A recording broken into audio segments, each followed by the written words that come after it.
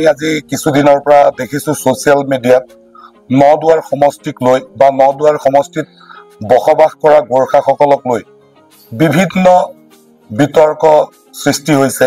মই প্ৰথমতে কৈ ল'ব বিচাৰিছো, সদৌ অসম গোৰ্খা ছাত্ৰ সন্থা লগত আমাৰ বিন্দু মাত্ৰও বিৰোধিতা নাই। আমি সদৌ অসম গোৰ্খা ছাত্ৰ সন্থাক আমাৰ জাতীয় সংগঠন হিচাপে আমি সন্মান কৰোঁ আৰু আমি ভাবো যে গোৰ্খা ছাত্ৰ সন্থা শক্তিশালী হোৱাটো আমি মনে প্ৰাণে বিচাৰো। আৰু সদৌ অসম গোৰ্খা ছাত্ৰ সন্থাই যি গোৰ্খা অট'নমাছ কাউন্সিলৰ দাবী লৈ আজি গুৱাহাটীত তেওঁলোক ধৰ্মঘটত বহিছে, আমি তাৰ বিৰোধিতা কৰা নাই। মাত্ৰ আমি খুব আগ্ৰহেৰে টক শ্ব'টো চাইছিলো আৰু সেই টক শ্ব'ত আমি দেখিছিলো কিছুমান আপত্তিজনক কথা। আজিকালি মানুহে নাম নোলোৱাকৈ বিভিন্ন কথা ক'ব পাৰি। আমি দেখিছিলো তাত যদিও নাম লোৱা হোৱা নাছিল, তাত কোৱা হৈছিল যে এটা এসময়ৰ বিখ্যাত নেপালী গীতৰ এফাকি লৈ যি গীতটো আজি 126 জন বিধায়কৰ কথা কোৱা হৈছে, সেই 126 জন বিধায়কৰ মাজৰ কোনজন বিধায়কে বাৰু ৰাতৰাণী ফুলেজী চাহজামা এই গানটো গায় গোটেই অসমবাসীয়ে জানে। কাৰণ অসমৰ বিভিন্ন মঞ্চত, অসমৰ বিভিন্ন ঠাইত নদুৱাৰ সমষ্টিৰ সন্মানীয় বিধায়ক পদ্ম হাজৰিকাই এই গান গোৱাটো গোটেই অসমবাসীয়ে দেখিছে। তাৰ লগে লগে তেখেতে কৈছে যে ৰূপালী জয়ন্তী সোণালী জয়ন্তী। আমি জানো বিধায়ক পদ্ম হাজৰিকাই আজি নদুৱাৰ সমষ্টিত বসবাস কৰা সকলো জনগোষ্ঠীৰ উন্নয়ন কৰি আজি তেখেত সকলোৰে গ্ৰহণযোগ্য নেতা আৰু তেখেতে আজি 25টা বছৰ শাসন কৰিবলৈ ইয়াত সক্ষম হৈছে। এজন জনপ্ৰিয় বিধায়ক হিচাপে আমি তেখেতৰ সমষ্টিৰ নাগৰিক হিচাপে আমি গৌৰৱবোধ কৰোঁ। কিন্তু এই 25টা বছৰ তেখেতে কথাৰ ফুলজাৰিৰে বা কাৰোবাক প্ৰবঞ্চনা কৰি পাৰ কৰা নাই, সেই কথাটো আমি ক'ব বিচাৰিছো। আজি নদুৱাৰ সমষ্টি এটা জাকত জিলিকা সমষ্টিলৈ উন্নীতকৰণৰ ক্ষেত্ৰত বিধায়ক পদ্ম হাজৰিকা ডাঙৰীয়াৰ যি অৱদান, গোৰ্খাসকলৰ আৰ্থ সামাজিক উন্নয়নৰ বাবে আজিলৈকে তেওঁ যিখিনি কৰিছে, তাৰ বাবে আমি তেওঁক হৃদয়ৰ পৰা কৃতজ্ঞতা জ্ঞাপন কৰিব বিচাৰিছো। যে 126 জন বিধায়কক যদিও উল্লেখ কৰা হৈছে, এটা ভাং খুৱাই নিচাত ৰখা কথাটো কোৱা হৈছে। আমি সুধিব বিচাৰিছো যে কোনটো সমষ্টিৰ আজি ভোটাৰক ভাং খাই ভোট আদায় কৰা হৈছে, সেই কথাবিলাক এই আপত্তিজনক এইখিনি কথাৰ ওপৰত আমাৰ আপত্তি আছে। এতিয়া আমি দেখিছো অসমত এটা প্ৰচলন হৈছে নাম নোলোৱাকৈ মানুহৰ কথা কোৱা দেখা গৈছে। আমিও আজি দুজন ব্যক্তিৰ নাম নোলোৱাকৈ আমি তেওঁলোকৰ কিছু কথা আপোনালোকক জনাব বিচাৰিছো। এজন অসমৰ জনগোষ্ঠীয় সংগঠনৰ শীৰ্ষতম নেতা, বৰ্তমানে তেখেতে সভাপতি হিচাপে কাৰ্যনিৰ্বাহ কৰি আছে। এটা খুব অত্যন্ত উদ্বেগজনক কথা, জাতিৰ বাবে তেওঁ চাকৰি ত্যাগ কৰিছে বুলি আজি সৰ্বত্ৰ প্ৰচাৰ চলিছে। আমি ইতিমধ্যে গম পাইছো যে বালিপাৰা মণ্ডলৰ বালিপাৰা ব্লকৰ পৰা তেখেতে নিজৰ চাকৰিটো ঢেকীয়াজুলি ব্লকলৈ বদলি কৰিছে আৰু প্ৰথমতে তেওঁ 1 মাহৰ আৰ্ণ লিভ লৈছে আৰু তাৰ পিছত তেখেতে প্ৰায় এবছৰ কাল, মই প্ৰায় এবছৰ কাল বুলি কৈছো, হয়তো 7-8 মাহ কাল তেখেতে নিজৰ দায়িত্বত উপস্থিত হোৱা নাই। আজি শিক্ষা এটা ছাত্ৰ সংগঠনৰ নেতা হৈ তেওঁ নেতা হৈছে, আমাৰ ক'বলগীয়া নাই। কিন্তু সেই শিশুসকলৰ কি অপৰাধ আছিল যিসকলে আজি চৰকাৰী স্কুলত শিক্ষা গ্ৰহণ কৰি নিজৰ ভৱিষ্যত গঢ়াৰ পৰিকল্পনা কৰিছিল? আমাৰ প্ৰশ্ন আছে ইয়াত।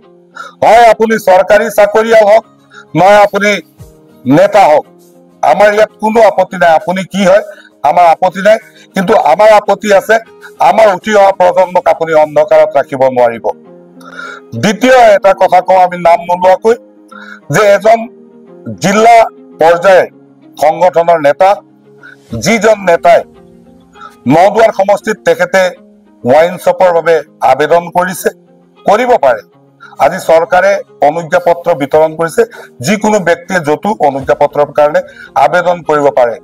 কিন্তু তেওঁ যেতিয়া সেই ৱাইন শ্বপৰ অনুজ্ঞাপত্ৰ আবেদন কৰোঁতে তেওঁ DC অফিচত যিখিনি কাগজ পাতি জমা কৰিছিল, দস্তাবেজ জমা কৰিছিল, তাত আমাৰ মঙলবৰীয়া নিবাসী লাল বাহাদুৰ ৰায়, হয় লাল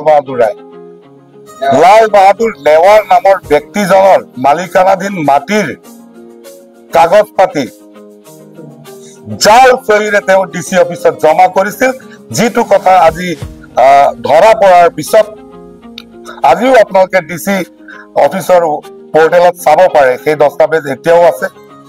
কোনজন নেতা? তো আজি আমি ছাত্ৰ সমাজে ছাত্ৰসকলৰ উন্নয়নৰ বাবে কাম কৰিব লাগে নে আমি এনে ধৰণৰ যিটো আমি ব্যক্তিগতভাৱে আমি বেলেগ কাম কৰো, কিন্তু আমি দেখুৱাও এটা বেলেগ চৰিত্ৰ। গতিকে আমি আকৌ এবাৰ কৈছো, আমি কোনো সংগঠনৰ বিৰোধী নহয়। গোৰ্খা অট'নমাছ কাউন্সিল আমি বিৰোধ নকৰো। আমি সৰু অসম গোৰ্খা ছাত্ৰ সন্থাক জাতীয় সংগঠন হিচাপে মানো। মাত্ৰ আমাৰ পাকে প্ৰকাৰে আমাৰ বিধায়কজনক বিতৰ্কৰ আওতালৈ অনাৰ বাবে আজি আমি নদুৱাৰ গোৰ্খা সমাজ সঁচাকে আমি এইটো এটা দুৰ্ভাগ্যজনক ঘটনা বুলি পৰিগণিত কৰিছো। আৰু আমি দেখিছো যে ছচিয়েল মিডিয়াৰ যোগেদি বিভিন্ন আমাৰ সমষ্টিৰ বাহিৰৰ লোকে আমাক ভয় ভাবুকি প্ৰদৰ্শন কৰিছে, যে ভয়ানক পৰিস্থিতি এটা হ'ব বুলি আমাক ভাবুকি প্ৰদান কৰিছে। নদুৱাৰ গোৰ্খা সমাজে এনে কোন হয় ৰাইজে বুজি পাব।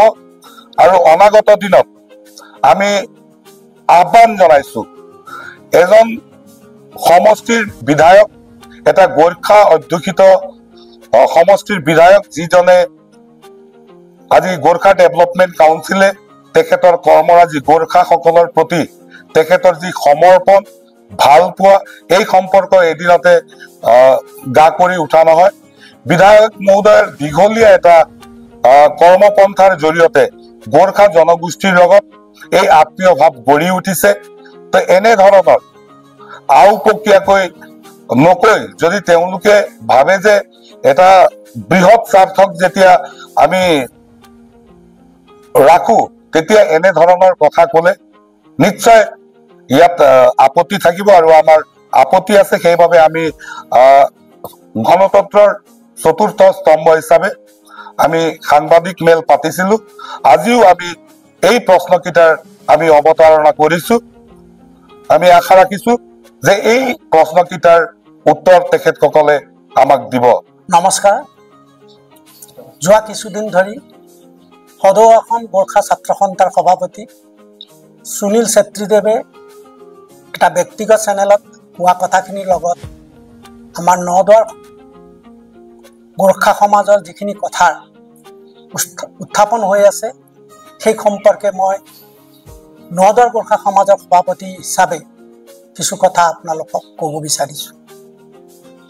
নদুৱাৰ সমষ্টিৰ গোৰ্খাসকলক লৈ ইয়াৰ আৰ্থ সামাজিক আৰু সাংস্কৃতিক উন্নয়নৰ ক্ষেত্ৰত আমি বৰ্তমানৰ অসম চৰকাৰৰ লগতে সন্মানীয় নদুৱাৰ বিধায়ক পদ্মা হাজৰিকা ছাৰৰ সহযোগত ইয়াত আমি বিভিন্ন কামবিলাক কৰি আছো। এই ক্ষেত্ৰত সুনীল ছেত্ৰীদেৱে যিখিনি কথা সংবাদ মেলত ক'লে, যে এটা নিৰ্দিষ্ট গানক কলিক লৈ তেখেতে ক'লে যে এই গান গোৱা কলিক লৈ তেখেতে যিখিনি কথা সংবাদ মেলত ক'লে, সেই গান গোৱা মানুহজননো কোন তেখেতে স্পষ্ট নক'লে। কিন্তু আমি বুজাত অসুবিধা নাই, কাৰণ আমাৰ সন্মানীয় পদ্মা হাজৰিকা ছাৰে এই গান সকলো ঠাইতে গায় আৰু সকলো মানুহৰ লগতে সেইখিনি কৰে আছে, তেখেতৰ তাত আৱেগ আছে।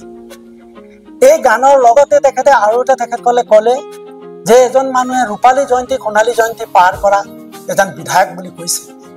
আমাৰ পদ্মা হাজৰিকা ছাৰে এনেকুৱা এটা সমষ্টিত আছে য'ত গোৰ্খা আমি বহু লোক আছো, য'ত তেখেতে 25 বছৰ ধৰি বিধায়ক হৈ আছে। যে তেখেতে স্পষ্ট কৰক আমাক যে কোনজন বিধায়কৰ কথা কৈছে যোনে সোণালী ৰূপালী জয়ন্তী পাৰ কৰিছে, কোনজন সমষ্টিৰ মানুহে ভাং খায় নিচা খায় তেখেতক সহযোগ কৰি আছে কোনখন সমষ্টিৰ মানুহ তেখেতে স্পষ্ট কৰক আৰু যদি তেখেতে সেইটো স্পষ্টভাৱে আমাৰ সমষ্টি নগাঁও সমষ্টিৰ পদ্মা হাজৰিকা ছাৰক উদ্দেশ্যি কোৱা নাই বা আমাৰ সমষ্টিৰ মানুহক কোৱা নাই তেতিয়াহ'লে আমি নদুৱাৰ গোৰ্খা সমাজে ৰাজহুৱা হিচাপে ক্ষমা বিচাৰিম